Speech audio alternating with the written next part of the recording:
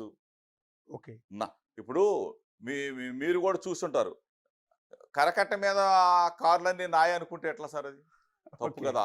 మీరు కానీ మీ ఇంకోటి కూడా ఖాతాలో చెప్తా పడిపోయినాయి ఉన్నారు. అవన్నీ. చంద్రబాబు నాయుడు చంద్రబాబు నాయుడు గారి సతీమణిని అని అన్నారు అని చెప్పేసి ఆ మాట ఏదన్నా ఒకవేళ అంటే అది 100కి 100 పాళ్ళు. నేను గాదు. నా కుటుంబ సభ్యులు గూడా, నా భార్య గూడా ఆ రోజు ఒకవేళ ఆ విజువల్ చూసిన ప్రతి ఒక్కళ్ళు గూడా తప్పు మమ్మల్ని అడిగారు. మమ్మల్ని నిలదీశారు. అసెంబ్లీకెళ్ళొసి మమ్మల్ని అడిగారు. నా భార్య అడిగింది నన్ను. మీరు అసెంబ్లీకెళ్ళేది ఇటువంటి పనికిమాలిన మాటలు మాట్లాడే భాష కోసమా? అటువంటి మాట మాట్లాడొచ్చా? చంద్రబాబు నాయుడు గారి భార్యను ఉద్దేశించి మాట్లాడొచ్చా? అని చెప్పి మమ్మల్ని అడిగారు. మేము తలదించుకునే పరిస్థితి. కానీ కొంతమంది చేసిన పనుల వల్ల పార్టీకి నష్టం కలిగుండొచ్చు. వాళ్ళ వల్ల కలిగుండొచ్చు, నా వల్ల కలిగుండొచ్చేమో లేవో కానీ కొన్ని విషయాల్లో తప్పును తప్పుగానే ఖండించుకోవాలా. దీన్ని మేమందరం కూడా బేరీజ్ చేసుకోవాలి. ఓటమిలో కారణాలుంటాయి.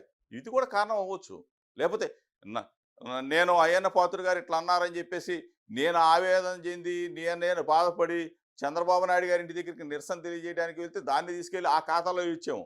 అది కూడా తప్పు అవ్వచ్చు. కానీ మేము కూడా దాన్ని ఆత్మ పరిశీలన చేసుకుంటున్నామండి అశోక్ గారు. అంటే వల్లభనేని 100% వంశీ గారు, భువనేశ్వర్ గారిని తప్పుగానే ఉద్దేశించి చేసిన ఖండించాల్సింది. కామెంట్స్, అసెంబ్లీలో అంబటి రాంబాబు గారు చేసిన కామెంట్స్ ఖచ్చితంగా పార్టీకి నష్టం చేకూర్చాయా అని యాక్సెప్ట్ చేస్తున్నారా? అంబటి రాంబాబు గారు ఏమన్నారో నాకైతే తెలియదు కానీ మీరు చెప్పినట్టుగా ఒకవేళ ఆ కామెంట్ కన్నా జరుగుంటే నేను ఆ రోజున అసెంబ్లీకి లేట్‌గా ఎళ్ళా. ఆ కామెంట్ కన్నా ఎక్కడైనా ఉచ్చరించుంటే 100% 100కి 100 అది తప్పు. పార్టీకి అది అది ఒక మంచిది కాదు. ఎందుకంటే పార్టీలో ఉన్న వ్యక్తులు ఒకవేళ వ్యక్తిగతంగా లేపోతే పార్టీ పరంగా ఏదైనా చంద్రబాబు నాయుడు గారి మీదో, లోకేష్ మీద ఏదైనా ఉంటే వాళ్ళని మాట్లాడాలి గానీ, ఇంట్లో ఉన్న ఒక తల్లిని ఉద్దేశించో, లేకపోతే భార్యను ఉద్దేశించి మాట్లాడటం ఇది సబబు కాదని చెప్పేసి నేను ఘంటాపథంగా చెప్తాను సార్. ఎందుకంటే కక్ష లేకపోతే కక్షలో కార్పణ్యాలు ఏముంటది సార్ రాజకీయాల్లో? ఏదైనా ఉంటే మేమే మాట్లాడుకుంటాం. అంతేగాని ఇళ్లల్లో వాళ్ళ గురించి ఎందుకు సార్ ఇది? ఇది 100కి 100 ఇది కరెక్ట్ కాదు. ఇది ఈ ఈ సన్నివేశం చంద్రబాబు నాయుడు గారు ఆ రోజున చంద్రబాబు నాయుడు గారు కన్నీళ్లు పెట్టుకొని వెళ్ళే విషయం కూడా మాకు మాకు మైనస్. ఎందుకంటే అది కరెక్ట్ కాదు. అది 100కి 100 ఎవరేమనుకున్నా సరే ఇది నేను చెప్పేస్తాను.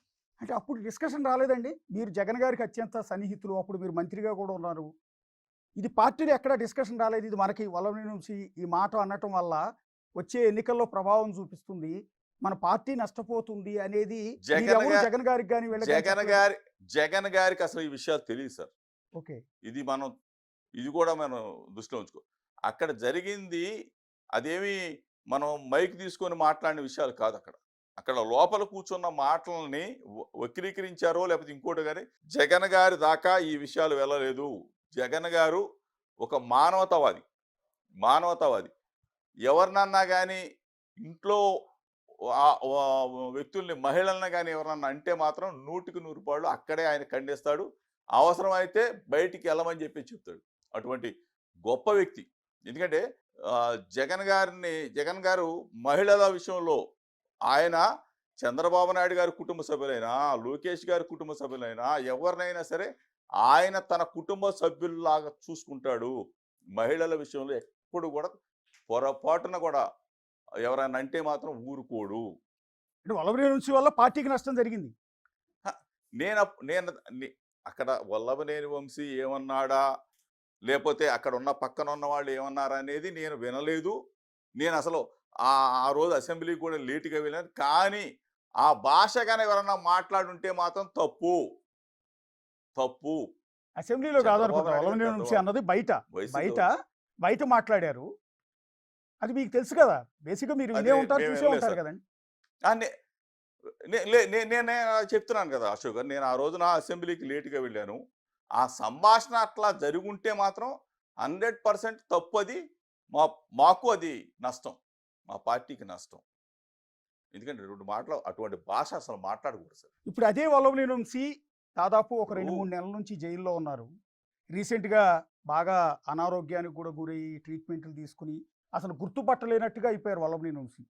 మీ సహచరుడు, మీ కృష్ణా జిల్లా వాసి, ఆ వ్యక్తిని 2 సార్లు ఎమ్మెల్యేగా గెలిచిన అతన్ని ఇవాళ విజయవాడ జైల్లో అలా చూసిన తర్వాత ఒక నాయకుడిగా ఏం చెప్తారండి? చాలా బాధాకరం విషయం సార్. ఎందుకంటే కక్ష సాధింపులు ఇటువంటి కరెక్ట్ కాదండి.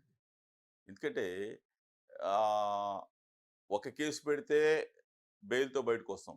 పొద్దాక పీటీ వారెంట్లు పెట్టి దాన్ని ఎక్స్‌టెన్షన్ చేసుకుంటా ఇన్ని నెలల పాటు అది అంటే కక్ష ఉండొచ్చు గానీ, ఆ కక్షని ఈ విధంగా తీర్చుకోవడం అనేది దారుణం అని చెప్పేసి నేను అంటే భావిస్తాను. కక్ష అది సాధింపా? కరెక్ట్ కాదని నేను కర్మఫలమా? భావిస్తాను.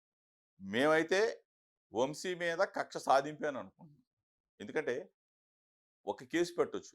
ఆ కేసు బెయిల్ తీసుకొని బయటకు. కానీ పీటీ వారెంట్లు యేసుకుంటా ఇన్ని నెలల పాటు అతన్ని ఇబ్బంది పెట్టడం, అతను అనారోగ్యం పాపం హాస్పిటల్‌లో చాలా జైల్‌లో ఇబ్బంది పడతా ఉన్న పరిస్థితులు. హాస్పిటల్‌లో కూడా తీసుకురాకుండా వెంటనే క్షణాల్లో చూయించి తీసుకెళ్ళిపోవటం ఇది కావాలని చేస్తున్న